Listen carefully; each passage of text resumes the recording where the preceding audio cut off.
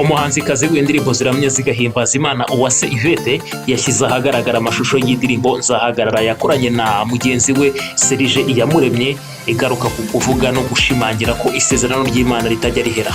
Nzahagarara ibaye indirimbo ya gatanu y'uyu mukobwa ashyize hanze nyuma ya Halomusi yakoranye na Soleil ndetse na Thankful, Ubwihisho ndetse na Urimana yakoranye nayo na Soleil.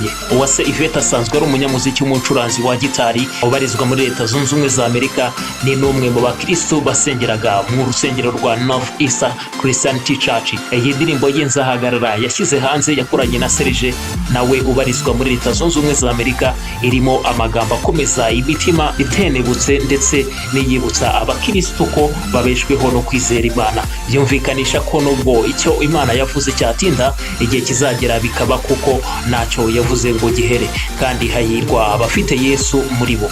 Yvette Uwase uvuka mu muryango w'abana batandatu yabwiye Inyarwanda dukesha iyi nkuru ko impano ye yo kuririmba atari nshya muri we kuko ayikomora mu muryango we.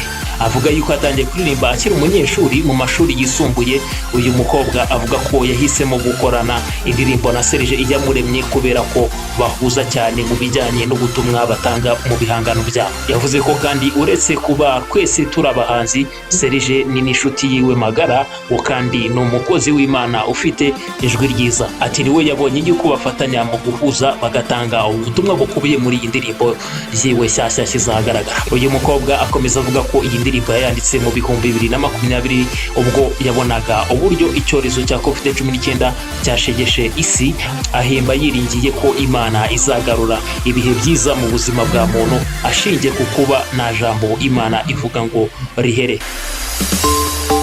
Amakuru yacu reka tuyakomereze mu nkuru ziriwe zicicikana ku mbuga nkoranyambaga, aho ubukwe bwa Bishop Gafaranga na Nete Murava bwabaye ku itariki ya 11 Gashyantare 2023 bwasize inkuru y'umwihariko. Ubukwe bwabaye mu ibanga rikomeye bukumirwamo itangazamakuru mu buryo n'ababashije kugera aho bwagombaga kubera kuri La Palace Hotel iherereye Nyamata batashye bimyiza imoso, kuko bimwe amakuru koko muri bimwe banangiwe no gutahana ayo makuru. Impamvu yo kubugira ubwiru ntabwo ikunze kugarukaho cyane mu itangazamakuru kuko n'abageni bahisemo kuryumaho.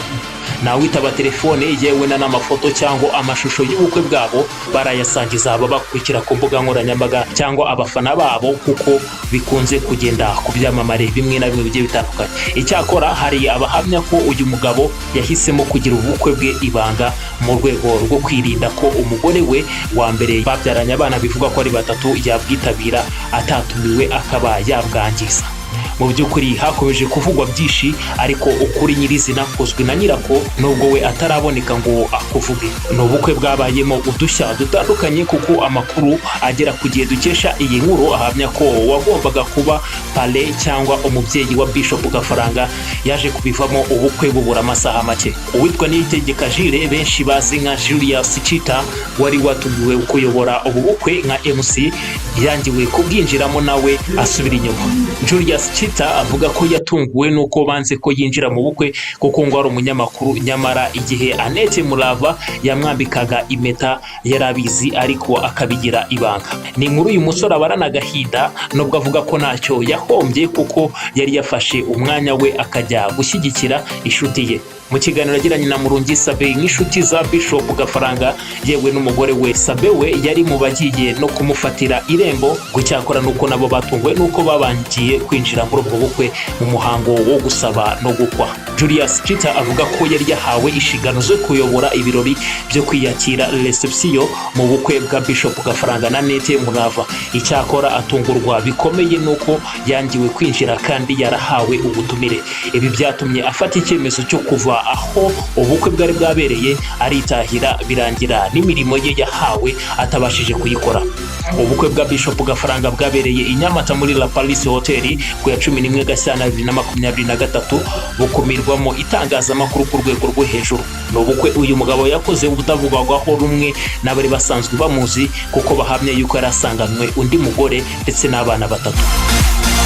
naho indi nkuru iri kucicikana hirya no hino byashoboka ko wigeze wumva iyi nkuru y'umubare 666 inshuro 3 bavuga ko ari umubare wo kwa Satani. Ahari warabyumvise abantu batandukanye babivuga, gusa hari umugabo wabiteye urwatsi ku mbuga nkoranyambaga nyuma yo kuvuga ko yagurishije ubuzima bwe kwa Sekibi. Anavuga ko uwo mubare uyu mugabo umaze kumenyekana ku mbuga nkoranyambaga, by'umwihariko urubuga rwa TikTok, yavuze ko yamaze kugurisha ubuzima bwe kuri Satani abinyujije mu mashusho yasangije abamukurikira ku mbuga nkoranyambaga. Uyu mugabo kandi yasobanuye ko kugurisha ubuzima bwe kwa Satani yarazi ko bizamuzanira ubwamamare. Nyuma yo kubona ayo mashusho, abantu benshi batangaje ko batemeranya nawe, ndetse bamwe bavuga ko abeshya, bavuga ko ari maske yambaye, na cyane ko iki kimenyetso kimuri ku gahanga. Abandi batanze ibitekerezo bamusabye kugenda akaryama akaruhuka, bemeza ko ananiwe mu mutwe nk'uko byatangajwe n'ikinyamakuru towngeist.com.